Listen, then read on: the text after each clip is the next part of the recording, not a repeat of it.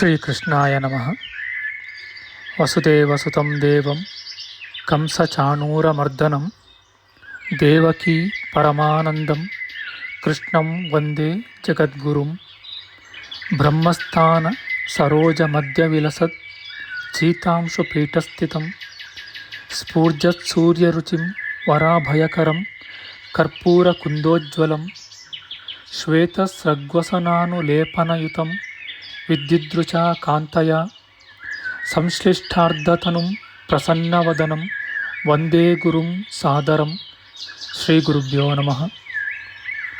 ಲಂಬೋದರಂ ಪರಮಸುಂದರಮೇಕದಂತಂ ರಕ್ತಾಂಬರಂ ತ್ರಿನಯನಂ ಪರಮಂ ಪವಿತ್ರಂ ಉದ್ಯದ್ದಿವಾಕರ ಕರೋಜ್ವಲಕಾಯಕಾಂತಂ ವಿಘ್ನೇಶ್ವರಂ ಸಕಲವಿಘ್ನಹರಂ ನಮಾಮಿ.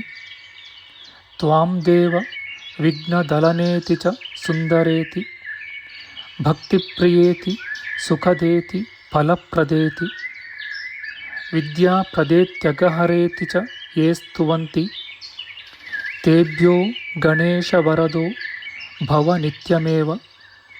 ಶ್ರೀ ಮಹಾಗಣಪತಯೇ ನಮಃ. ಯಾ ಕುಂದೇಂದು ತುಷಾರಹಾರಧವಳ ಯಾ ಶುಭ್ರ ವಸ್ತ್ರಾವೃತ ಯಾ ವೀಣಾ ವರದಂಡಮಂಡಿತಕರ ಯಾ ಶ್ವೇತ ಪದ್ಮಾಸನ ಯಾ ಬ್ರಹ್ಮಾಚ್ಯುತ ಶಂಕರ ಪ್ರಭೃತಿಭಿಃ ದೇವೈಃ ಸದಾ ವಂದಿತಾ ಸಾ ಮಾಂ ಪಾತು ಸರಸ್ವತೀ ಭಗವತಿ ನಿಶ್ಶೇಷ ಜಾಡ್ಯಾಪಃ. ಶ್ರೀ ಸರಸ್ವತ್ಯೇ ನಮಃ. ವೇದಾರ್ಥತತ್ವವಿಶದೀಕರಣೇನ ಪುಂಸಾಂ ಉಚ್ಚೈರ್ಗತಿಂ ಜಗತಿಯೋ ದಯಾಯ ವಿಧಾತುಂ ರಮ್ಯಾಂ ಪುರಾಣಪದವೀಂ ಪ್ರಣಿನಾಯ ತಸ್ಮೈ ಲೋಕೇಶವೈಭವಪುಷೇ ಋಷಯೇ ನಮಸ್ತಾತ್. ತಸ್ಮೈ ವ್ಯಾಸಾಯ ಮುನಯೇ ಸರ್ವಜ್ಞಾಯ ಮಹರ್ಷಯೇ ಪರಾಶರ್ಯಾಯ ಶಾಂತಾಯ ನಮೋ ನಾರಾಯಣಾತ್ಮನೆ. ಶ್ರೀ ವ್ಯಾಸಾಯ ನಮಃ. ನಾರಾಯಣಂ ನಮಸ್ಕೃತ್ಯ ನರಂ ಚೈವ ನರೋತ್ತಮಂ ದೇವೀಂ ಸರಸ್ವತೀಂ ವ್ಯಾಸಂ ತತೋ ಜಯಮುದೀರಯೇತ್.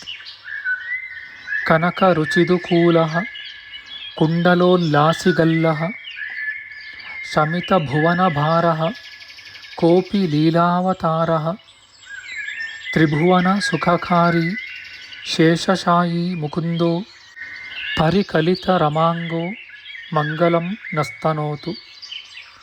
ನಮಾಮಿ ಗೋವಿಂದ ಪದಾರವಿಂದಂ ಸದೇಂದಿರಾನಂದನಮುತ್ತಮಾಡ್ಯಂ ಜಗಜ್ಜನಾನಾಂ ಹೃದಯ ಸನ್ನಿವಿಷ್ಟಂ ಮಹಾಜನೈಕಾಯನಮುತ್ತಮೋತ್ತಮಂ. ನಮಸ್ತೆ ಚಕ್ರಹಸ್ತಾಯ ಶಾಂಗಹಸ್ತಾಯ ತೇ ನಮಃ. ನಂದಹಸ್ತಾಯ ತೇ ವಿಷ್ಣೋ ಶಂಖಹಸ್ತಾಯ ತೇ ನಮಃ.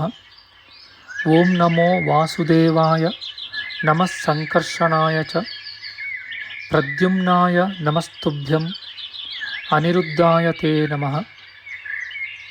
ಅನಾಕಾರೋ ಮಹೋಜಾಶ್ಚ ಯಶ್ಚಾದೃಷ್ಟಗತಿರ್ದಿವಿ ಜಗತ್ಪೂಜ್ಯೋ ಜಗತ್ಪ್ರಾಣಂ ತಂ ವಾಯುಂ ಪ್ರಣಮಾಮ್ಯಹಂ. ವಾಯುರೂಪಿ ಪರಮಾತ್ಮನೇ ನಮಃ. ಪ್ರಿಯ ಬಾಂಧವರೇ, ನಮ್ಮ ಈ ಶ್ರೀ ಲಾಲಿಕೃಷ್ಣ ಚಾನಲ್ಗೆ ಸ್ವಾಗತ. ಹಿಂದಿನ ವಿಡಿಯೋದ ಮುಂದುವರಿದ ಭಾಗವಾದ ಇಂದಿನ ವಿಡಿಯೋದಲ್ಲಿ ನಾವು ಶ್ರೀಮದ್ ವಾಯು ಮಹಾಪುರಾಣದ ಪ್ರಥಮ ಖಂಡದ ಮೊದಲನೆಯ ಅಧ್ಯಾಯದ ತೃತೀಯಾಂಶದ ವಿಚಾರ ಮಾಡೋಣ. ಈ ಅಧ್ಯಾಯದಲ್ಲಿ ಶ್ರೀಮದ್ ವಾಯು ಮಹಾಪುರಾಣದಲ್ಲಿ ಪ್ರತಿಪಾದಿಸುವ ವಿಷಯಗಳ ಸಂಗ್ರಹದ ವಿಚಾರ ಮಾಡೋಣ. ಶ್ರೀಕೃಷ್ಣಾಯ ನಮಃ. 12 ಮನುಕಲ್ಪಗಳು, ಆಗ ಹುಟ್ಟುವ 12 ಪ್ರಜೆಗಳ ಪುನಃ ಸೃಷ್ಟಿಗಳು, ಕಲ್ಪಗಳ ಮಧ್ಯಕಾಲವು, ಸಂಧಿಕಾಲಗಳ ನಿಯಮಗಳೂ ಸಹ ವಿವರಿಸಲ್ಪಟ್ಟಿವೆ. ತಮೋಗುಣ ಸಂಸರ್ಗ ಕಾರಣದಿಂದ ಬ್ರಹ್ಮದೇವನಿಂದ ಸೃಷ್ಟಿತವಾದ ಅಧರ್ಮೋತ್ಪತ್ತಿಯನ್ನೂ ನಂತರ ಶತರೂಪೆಯ ಸೃಷ್ಟಿ ಕ್ರಮವನ್ನೂ ಹೇಳಿರುತ್ತಾರೆ. ಯಾರಿಂದ ಲೋಕಗಳು ಸ್ಥಿರವಾಗಿ ಪ್ರಖ್ಯಾತಗೊಂಡವು ಅಂತಹ ಪಾಪರಹಿತರಾದ ಪ್ರಿಯವ್ರತ ಉತ್ತಾನಪಾದ ರಾಜರುಗಳ ವಿಷಯಗಳನ್ನೂ ಅನಂತರ ಪ್ರಸೂತಿ ಆಕೂತಿ ಎಂಬವರ ವಿಷಯಗಳನ್ನೂ ಹೇಳಿರುತ್ತಾರೆ.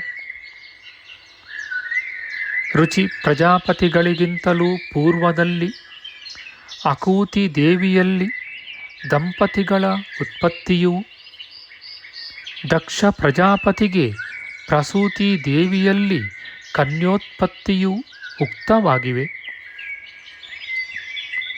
ದಾಕ್ಷಾಯಣೀ ದೇವಿಯ ಉತ್ಪತ್ತಿ ವಿಷಯವು ನಿರೂಪಿತವಾದ ಮೇಲೆ ಮಹಾತ್ಮರಾದ ಶ್ರದ್ಧಾದಿಗಳ ಧರ್ಮ ಸೃಷ್ಟಿಯನ್ನೂ ಸಾತ್ವಿಕ ಸುಖೋದಯವನ್ನು ವರ್ಣಿಸಿರುತ್ತಾರೆ. ಪೂರ್ವದಲ್ಲಿ ನಿರೂಪಿಸಿದಂತೆ ಅಧರ್ಮದಿಂದ ಹಿಂಸಾದೇವಿಯಲ್ಲಿ ತಮೋಗುಣದ ಸಂಬಂಧದಿಂದ ಅಶುಭ ಸ್ವರೂಪವಾದ ಪ್ರಜಾಸೃಷ್ಟಿಯು ಮಹೇಶ್ವರನಿಂದ ಸತೀದೇವಿಯಲ್ಲಿ ಉಂಟಾದ ಪ್ರಜಾಸೃಷ್ಟಿಯೂ ಸಹ ವರ್ಣಿತವಾಗಿದೆ. ಮುಕ್ತಿಯನ್ನು ಕೋರತಕ್ಕ ದ್ವಿಜರಿಗೆ ಮೋಕ್ಷೋಪಾಯವನ್ನು ನಿರ್ದುಃಖಿಯಾದ ಬ್ರಹ್ಮನನ್ನು ಕುರಿತು ಜ್ಞಾನ ಸಾಧನೆಯ ಕ್ರಮವನ್ನೂ ಕೂಡ ಯೋಗೀಶ್ವರನು ನಿರೂಪಿಸಿರುವನು. ಮಹೇಶ್ವರನ ಅವತಾರವು ಅದನ್ನು ಕೇಳುವ ಶ್ರೋತೃಗಳಿಗೆ ಆಗತಕ್ಕ ಭಾಗ್ಯೋದಯವೂ ಋಗ್ಯಜು ಸಾಮ ವೇದಗಳ ಕಥೆಯೂ ಮಹಾತ್ಮರ ಉತ್ತಮ ಸಂವಾದವೂ ಸಹ ವಿವೇಚಿಸಲ್ಪಟ್ಟಿವೆ. ಬ್ರಹ್ಮ ನಾರಾಯಣರು ಎಲ್ಲಿ ಸ್ತೋತ್ರವನ್ನು ಮಾಡಿದರೋ ಅದು ಮತ್ತು ಅದರಿಂದ ಪೂಜ್ಯನಾದ ಪರಮೇಶ್ವರನು ಹೇಗೆ ಸಂತೋಷವನ್ನು ಹೊಂದಿದನೋ ಅದೂ ಸಹ ಉಕ್ತವಾಗಿದೆ. ಮಹಾತ್ಮನಾದ ಬ್ರಹ್ಮದೇವನ ಅವಯವದಿಂದ ರುದ್ರದೇವನು ಹುಟ್ಟಿದ ಕ್ರಮವೂ ಅವನ ಹೆಸರು ಅದರ ಕಾರಣವೂ ಮತ್ತು ರೋಧನ ಕ್ರಮವೂ ಸಹ ವರ್ಣಿತವಾಗಿದೆ. ಈಶ್ವರನಿಗೆ ಬ್ರಹ್ಮದೇವನಿಂದ ರುದ್ರಾದಿ 8 ನಾಮಗಳು ಬಂದ ವಿಷಯವನ್ನು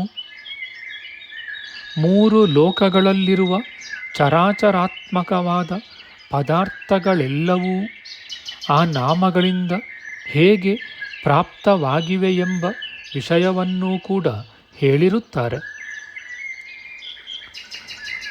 ಭೃಗ್ವಾದಿ ಮಹರ್ಷಿಗಳ ಪ್ರಜಾಸೃಷ್ಟಿಯು ಬ್ರಹ್ಮರ್ಷಿಯಿಂದ ವಸಿಷ್ಠ ಗೋತ್ರ ವರ್ಣನೆಯೂ ಕೂಡ ಉಕ್ತವಾಗಿವೆ. ಅಗ್ನಿಪುರುಷನಿಂದ ಸ್ವಾಹಾದೇವಿಯಲ್ಲಿ ಪ್ರಜಾಸೃಷ್ಟಿ ವಿಷಯವೂ 2 ವಿಧವಾದ ಪಿತೃದೇವತೆಗಳ ಸೃಷ್ಟಿಕ್ರಮವೂ ಅನಂತರ ಸ್ವಧಾದೇವಿಯ ಸೃಷ್ಟಿ ವಿವರಣವೂ ಸಹ ಉಕ್ತವಾಗಿವೆ. ಪಿತೃವಂಶ ಪ್ರಸಕ್ತಿಯಿಂದ ಪರಮೇಶ್ವರನು ಸತೀದೇವಿಯ ನಿಮಿತ್ತವಾಗಿ ದಕ್ಷನಿಗೂ ಜ್ಞಾನಿಗಳಾದ ಭೃಗ್ವಾದಿ ಮಹರ್ಷಿಗಳಿಗೂ ಕೊಟ್ಟ ಶಾಪವನ್ನು ವರ್ಣಿಸಿರುತ್ತಾರೆ. ಅದ್ಭುತ ಕಾರ್ಯವುಳ್ಳ ದಕ್ಷನು ರುದ್ರದೇವನಿಗೆ ಕೊಟ್ಟ ಶಾಪವನ್ನು ಮತ್ತು ವೈರದ ಪ್ರತಿಷೇಧವನ್ನೂ ಕೂಡ ವಿಸ್ತಾರವಾಗಿ ವರ್ಣಿಸಿರುತ್ತಾರೆ. ಆಯಾ ರಾಜರುಗಳನ್ನು ಆಯಾ ದ್ವೀಪಗಳಲ್ಲಿಯೂ ಮತ್ತು ಆಯಾ ದೇಶಗಳಲ್ಲಿಯೂ ಪ್ರತ್ಯೇಕ ಸ್ಥಾಪನೆಯು ಸ್ವಯಂಭುವ ಮನುವಿನ ಸೃಷ್ಟಿಯೂ ಮತ್ತು ತರುವಾಯ ವರದ ವಿಚಾರವೂ ಸಹ ಉಕ್ತವಾಗಿದೆ. ಮಹಾತ್ಮರಾದ ನಾಭಿ ಮತ್ತು ರಜೋನಾಮಕ ರಾಜ ಇವರುಗಳ ಸೃಷ್ಟಿಯನ್ನು, ಸಮುದ್ರಗಳಿಂದ ಕೂಡಿದ ದ್ವೀಪ ಮತ್ತು ಪರ್ವತ ಇವುಗಳ ವರ್ಣನೆಯನ್ನು ನಿರೂಪಿಸಿರುತ್ತಾರೆ. ದೇಶಗಳು, ನದಿಗಳು ಇವುಗಳ ಸಂಪೂರ್ಣ ಪ್ರಭೇದಗಳು, ಸಪ್ತದ್ವೀಪಗಳು ಮತ್ತು ಅವುಗಳ ಒಳಭೇದವುಳ್ಳ ಸಹಸ್ರಾರು ದ್ವೀಪಗಳೂ ಕೂಡ ವರ್ಣಿತವಾಗಿವೆ. ಜಂಬೂದ್ವೀಪ ಸಮುದ್ರಗಳ ಅಂತರಾಳ ವಿಸ್ತಾರಗಳನ್ನು, ಪರ್ವತಗಳೊಡನೆ ಅವುಗಳ ಯೋಜನಾ ಪ್ರಮಾಣವನ್ನೂ ಕೂಡ ವರ್ಣಿಸಿರುತ್ತಾರೆ. ಹಿಮವಂತ, ಹೇಮಕೂಟ, ನಿಷಧ, ಮೇರು, ನೀಲ, ಶ್ವೇತವೆಂಬ ಶಿಖರಗಳಿರುವ ಪರ್ವತಗಳು, ವರ್ಷ ಪರ್ವತಗಳೂ ಸಹ ವರ್ಣಿತವಾಗಿವೆ. ಆ ಪರ್ವತಗಳ ಮಧ್ಯದಲ್ಲಿರುವ ಪ್ರಮಾಣ, ಔನ್ನತ್ಯವು, ಉದ್ದ ಮತ್ತು ಅಗಲ ಇವುಗಳ ಯೋಜನಾ ವಿಸ್ತಾರವು, ಅಲ್ಲಿ ವಾಸಿಸುವ ಜನಗಳೂ ಸಹ ವರ್ಣಿಸಲ್ಪಟ್ಟಿದ್ದಾರೆ. ನದಿಗಳು, ಪರ್ವತಗಳು ಇವೇ ಮೊದಲಾದ ಚರಾಚರಾತ್ಮಕವಾದ ಪ್ರಾಣಿಗಳಿಂದ ಕೂಡಿರುವ ಭಾರತಾದಿ ದೇಶಗಳೂ ಸಹ ವರ್ಣಿತವಾಗಿವೆ. ಸಪ್ತ ಸಮುದ್ರಗಳಿಂದ ಆವೃತವಾಗಿರುವ ಜಂಬೂದ್ವೀಪವೇ ಮೊದಲಾದ ದ್ವೀಪಗಳು, ತದನಂತರದಲ್ಲಿರುವ ಜಲಮಯವಾದ ಭೂಮಿಯು, ಲೋಕಾಲೋಕ ಪರ್ವತವು ವರ್ಣಿಸಲ್ಪಟ್ಟಿವೆ. ಆ ಬ್ರಹ್ಮಾಂಡದೊಳಗೆ ಈ ಲೋಕಗಳು, ಸಪ್ತದ್ವೀಪಗಳಿಂದ ಕೂಡಿದ ಭೂಮಿಯು, ಭೂರಾದಿ ಲೋಕಗಳು, ಪ್ರಾಕೃತರಾದ ಆಭರಣಗಳಿಂದ ಒಡಗೂಡಿ ವರ್ಣಿಸಲ್ಪಟ್ಟಿವೆ. ಇವೆಲ್ಲವೂ ಪ್ರಧಾನವಾದ ಪ್ರಕೃತಿಯ ಪರಿಮಾಣದ ಏಕದೇಶವಾಗಿವೆ. ಅದರ ಪರಿಮಾಣವು ವಿಸ್ತಾರವಾಗಿದ್ದರೂ ಸಂಕ್ಷೇಪವಾಗಿ ವಿವರಿಸಲ್ಪಟ್ಟಿವೆ.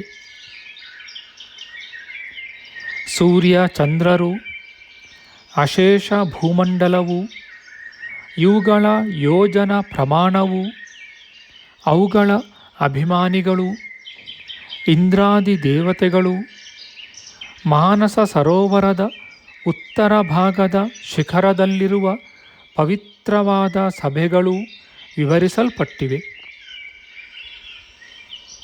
ಅದರ ತರುವಾಯ ಅಲಾತ ಚಕ್ರದಂತೆ ಸ್ವರ್ಗದ ಗಮನಾಗಮನಗಳು, ನಾಗವೀಥಿ, ಅಜವೀಥಿಗಳ ಲಕ್ಷಣಗಳೂ ಸಹ ವರ್ಣಿತವಾಗಿವೆ. ದಿಕ್ಕುಗಳು, ದೇವತೆಗಳು, ಸೂರ್ಯಮಂಡಲ, ಲೋಕಾಲೋಕ ಪರ್ವತ, ಸಂಧ್ಯೆ, ಹಗಲು, ರಾತ್ರಿ, ವಿಶ್ವತ್ ಪುಣ್ಯ ದಿವಸ ಇವುಗಳ ಪರಿಣಾಮವು ವಿವರಿಸಲ್ಪಟ್ಟಿದೆ.